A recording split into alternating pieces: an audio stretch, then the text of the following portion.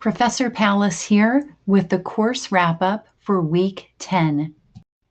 In 2019, the company formerly known as Weight Watchers rebranded itself as WW with a new tagline, Wellness That Works, and a mission to inspire healthy habits for real life that apply to everyone. Our class opinion survey this week asked if you could answer, based on what you've learned to date about how lifestyle choices, genetics, environment, and biochemical processes inform weight status, what would your opinion be on the change that Weight Watchers, now known as WW, has made in their branding? 100% of the class felt that moving away from a focus on weight loss and weight management to a focus on overall health is a good idea for this company. The number on a scale does not necessarily reflect overall health or worth, and taking the focus off of weight and redirecting it onto general health may benefit more people. It will be very interesting to see how this company thrives or survives based on this change that it's made. As always, let's take a few moments to review due dates for this class. For the group project, please submit using Dropbox on D2L a Word file that explains who your target audience will be for your group project. This is due by 11:59 p.m. on April 1st. Other assignments and quizzes, as always, are due by 11:59 p.m. on Sundays.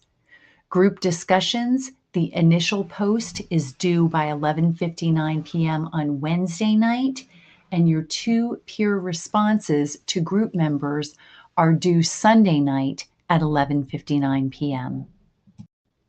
This week, our reading and lectures focused on the role of heredity and also the relationship between the brain and storage fat on a person's weight status.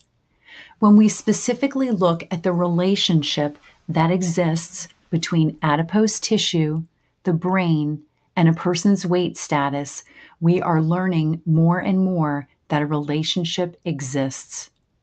A stem cell that is uncommitted in the presence of both cortisol, the stress hormone, and insulin, the storage hormone, will commit and go on to become an adipocyte. That stem cell will be an unfilled adipocyte, a pre-adipocyte, until the person eats. Then fat is stored in that cell and it becomes a full-fledged adipocyte. So that is a really important concept to understand. Cortisol is the stress hormone. Cortisol is elevated when the body is under stress. This could happen because you are experiencing emotional stress related to something with your career or your family, or physical stress related to a fasting state.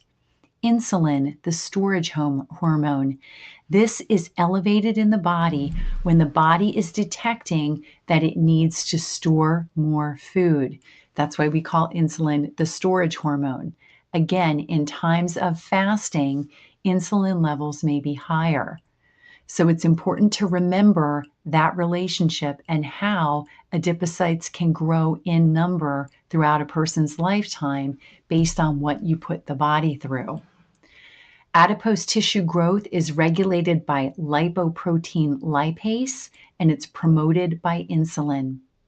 When we have increased levels of lipoprotein lipase, this promotes the hypertrophy or the increase in size of adipocytes. There's another element called leptin, and when people have low levels of leptin, they are at increased risk for gaining weight.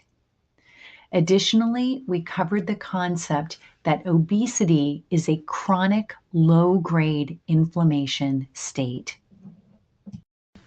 We also learned about the role heredity and your genes play in the likelihood of a person becoming obese.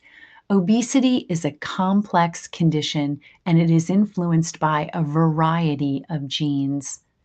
The phenotype is the observable trait that we see in a person. A good way to think about this is hair color. The genotype is the genetic combination, the actual genes that cause the observable present. Epigenetics are processes that control gene expression without altering the DNA profile. Research is showing that when we combine genetic and epigenetic information, we have a greater ability to predict presentation of complex traits. And remember, obesity is a complex trait. There are some inherited genetic conditions that predispose people to obesity. But as we continue to do more research, we are learning that it is that combination of genetic and epigenetic information that are more likely to predict whether the trait obesity will present in a person. What's next? As always, I like to remind you to please stay up to date with the textbook readings, the assigned readings, the videos, and the lectures that we post for the class on D2L. Also, be sure to complete the weekly survey so that you can see how your opinion compares against that of your peers in this class. During week 11, we will have a discussion board open. Your initial post, as always, is due Wednesday night by 11:59 p.m., and your 2 peer responses are due by Sunday night at 11:59 p.m. During week 13, we will have our third and final quiz. I have already posted a quiz preparation worksheet so that you may begin to work on that. And on May 5th, your group project is due. We're already getting started on working on that project. You've all selected your target audience by April 1st, so it's a good idea to start to work on that project. Thank you so much for your time. Have a great week.